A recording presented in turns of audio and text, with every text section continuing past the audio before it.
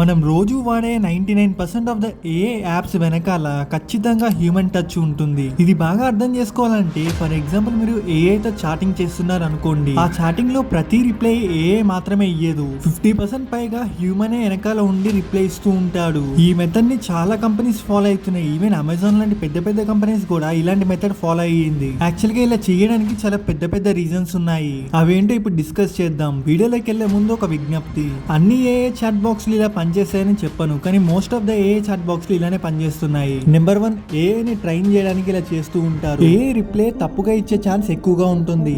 User ఏదైనా tough question అడిగినప్పుడు AI wrong answer ఇచ్చే ఛాన్స్ చాలా ఎక్కువగా ఉంటుంది. సో దానికోసం హ్యూమన్ వెనకాల ఉండి మాన్యువల్ గా రిప్లై ఇస్తాడు. సో హ్యూమన్ మాన్యువల్ గా రిప్లై ఇచ్చినప్పుడు దాన్ని చూసి ఏఐ ట్రైనింగ్ అవుతుంది. సో మళ్ళీ నెక్స్ట్ టైం ఎలాంటి మిస్టేక్స్ లేకుండా కరెక్ట్ గా ఇచ్చే ఛాన్స్ ఎక్కువగా ఉంటుంది. దీని ద్వారా ఏఐ మోర్ పవర్ఫుల్ గా తయారయ్యి దానికి హ్యూమన్ టచ్ లో ఎలా ఆన్సర్ చేయాలో అర్థమవుతుంది. Number 2, testing.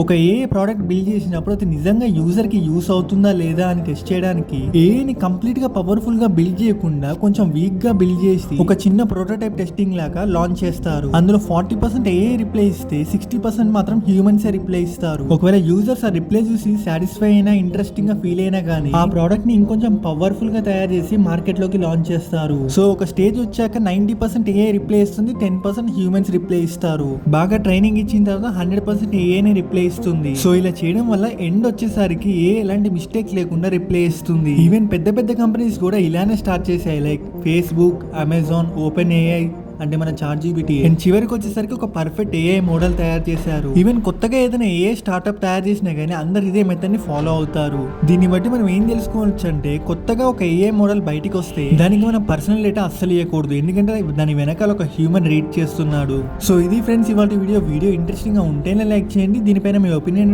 ఖచ్చితంగా కామెంట్ చేసి చెప్పండి. Thank you for watching.